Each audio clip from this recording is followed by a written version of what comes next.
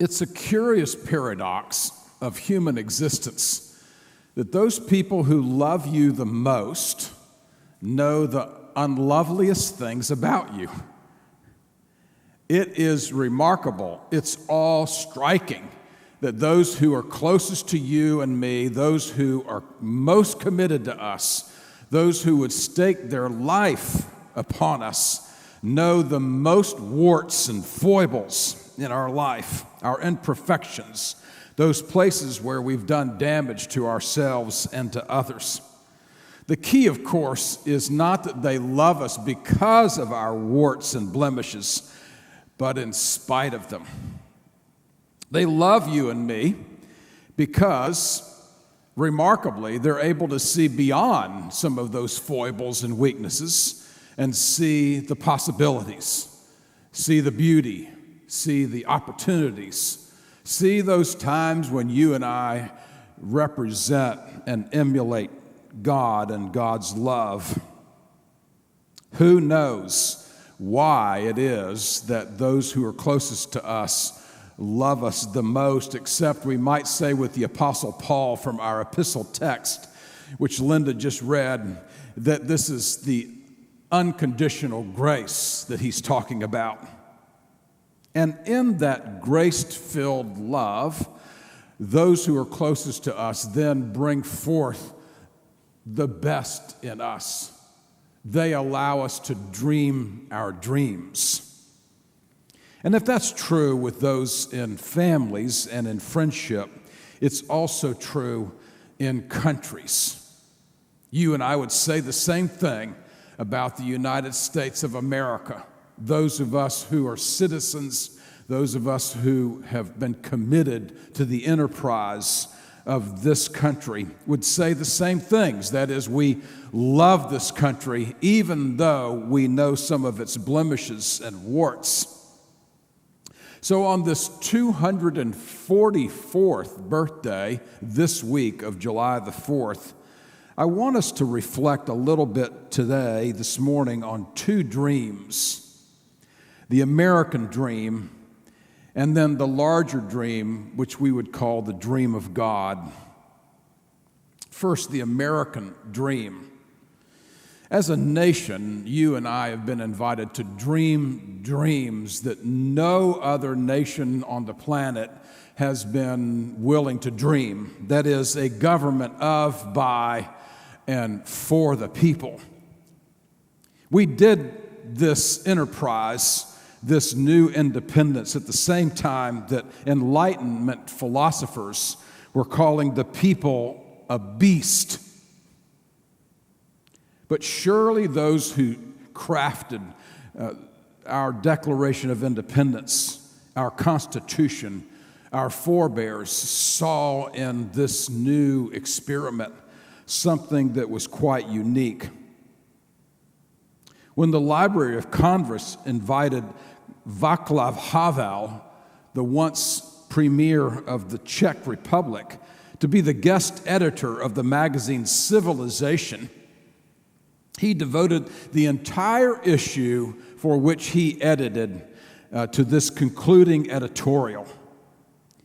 I have become increasingly convinced that the crisis of the much-needed global responsibility is in principle due to the fact that we have lost the conviction that the universe, nature, and our very existence and the work is by a creator, and are now being guided and governed by a restorative, loving reality that our sense of order and behavior needs to be guided by principles akin to the founding of this country, he wrote, the United States of America, where in its Declaration of Independence it says, we hold these truths to be self-evident, that all are created equal and are given certain unalienable rights by their Creator.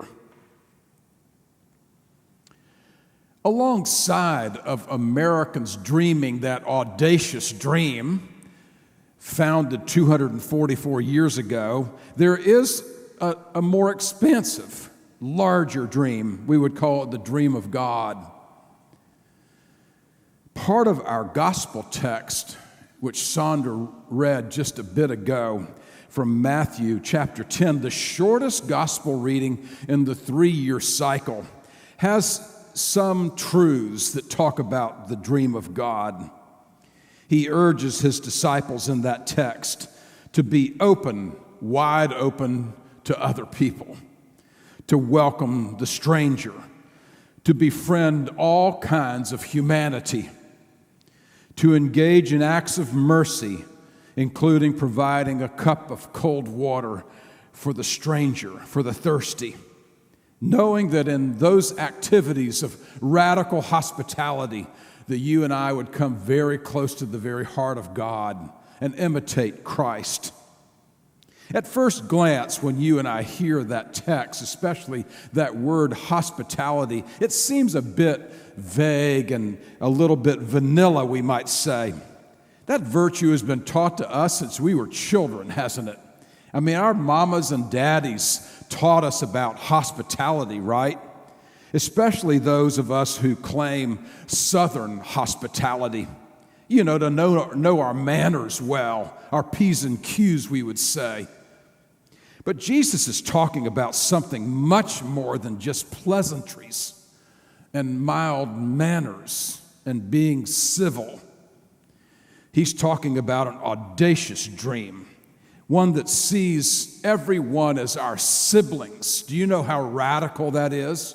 To see everyone on the earth as our brothers and sisters, as children of God. Jesus is talking about a spirit of hospitality that comes over us, that draws out our best dreams. But appealing to the Spirit is a tricky business, isn't it? We have a lot of people who claim to know God's Spirit, and yet they go their own way. They have their own proclivities. You may know the old saw of the story of the evangelist who used to go around in tents, usually around the South, and he would gather on Friday and Saturday nights, and he would usually pay a young boy to take a dove up in the rafters. And during his final sermon, the crescendo, he would scream out, "Spirit, come down and fill these people's dreams." And then they would let the dove out. It was quite a crescendo. One small southern town, he hired a little boy, went up in the rafters, made that final call, may the Spirit come down and fill up your dreams. But nothing happened. Then he called it out again, "Spirit, come down and fill up these people's dreams." He didn't have anything happen. He looked up and there was a nervous voice that then came down and said, "A yellow cat just ate the Holy Spirit. Should I throw down the yellow cat?" We never know, do we, whether we have the Spirit correct until we know that that Spirit is leading us into this radical hospitality.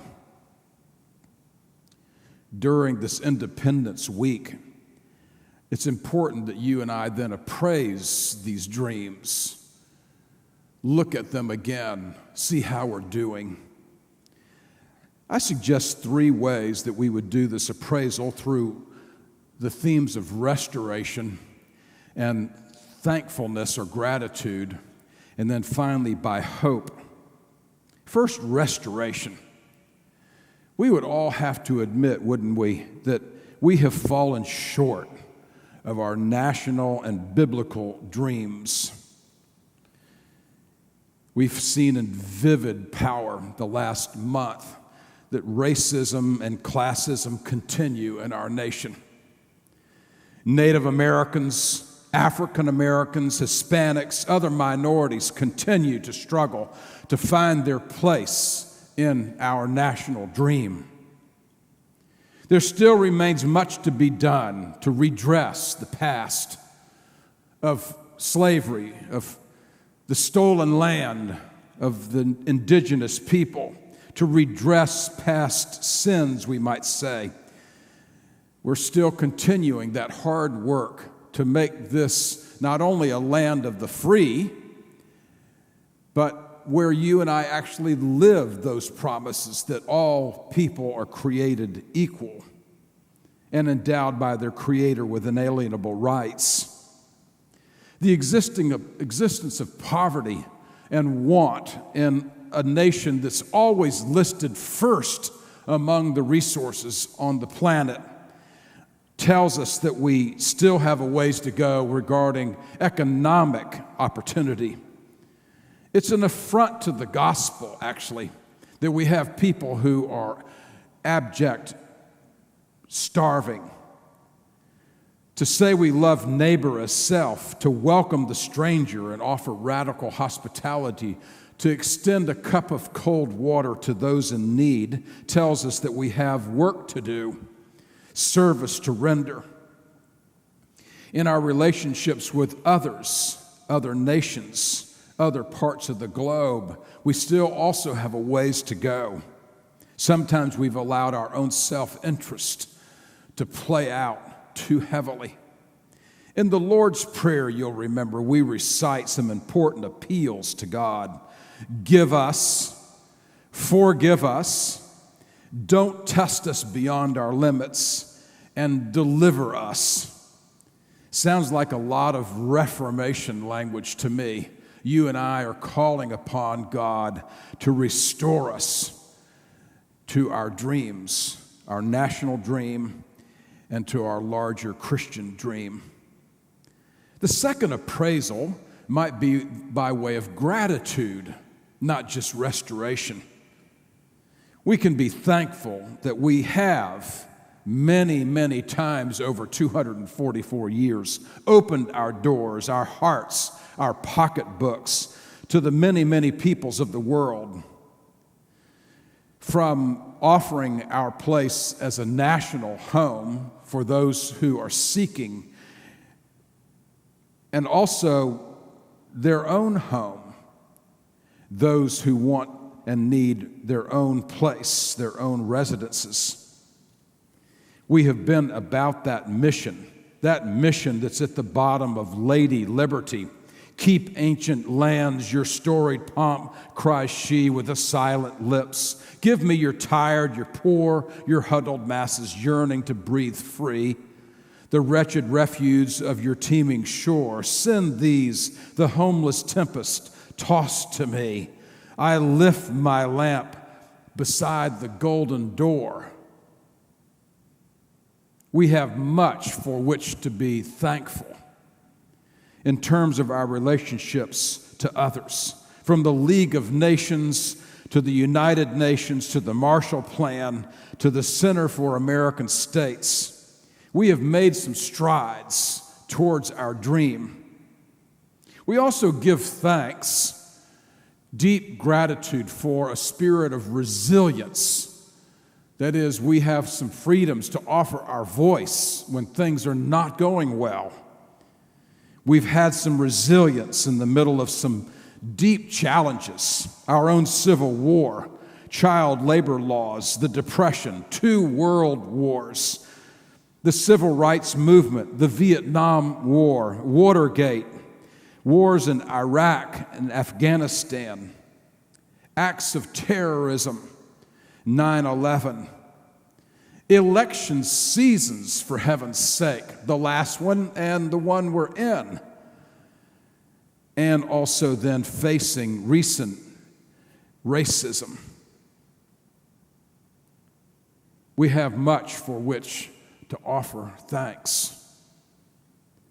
A third way of offering our appraisal for our dreams is through hope.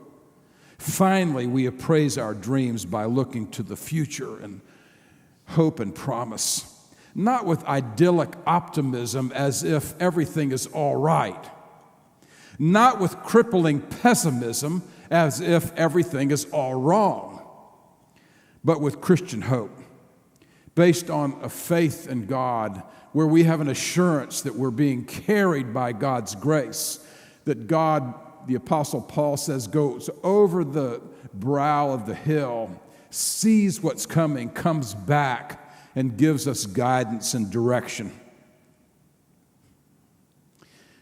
During the quarantine, many of us have been clicking on to movies, especially those of us who are older movies. And I love baseball, and I think I've watched every old baseball movie ever made. And last week I clicked on to one of my favorites, Field of Dreams. You may know the story. Ray Kinsella owns a farm in Iowa, and he's called from beyond, a voice through the corn that says, if you build it, he will come. He has no idea what this dream might look like, except that he begins to imagine that he would actually mow down perfectly good corn and build a beautiful baseball park, which was and is the Field of Dreams, onto which comes old classic baseball players. One of them is Shoeless Joe Jackson, who played for the Chicago White Sox. One day while he's playing on this beautiful green Field of Dreams, Shoeless Joe Jackson asked Ray Kinsella, "Is this heaven?" Ray responds, "No, it's Iowa." Shoeless Joe Jackson then said, "I could have sworn it was heaven." "No," Ray responds, "it's just Iowa." And that's right. It's not heaven. It's just Iowa. Or it's just Jacksonville. Or it's just our life. And yet, in the midst of audacious dreams, you and I can shape something of heavenly blessings. As Jesus says in our gospel text, the person who welcomes you welcomes me.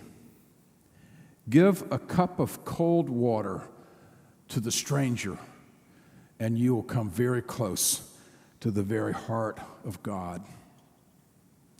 Amen.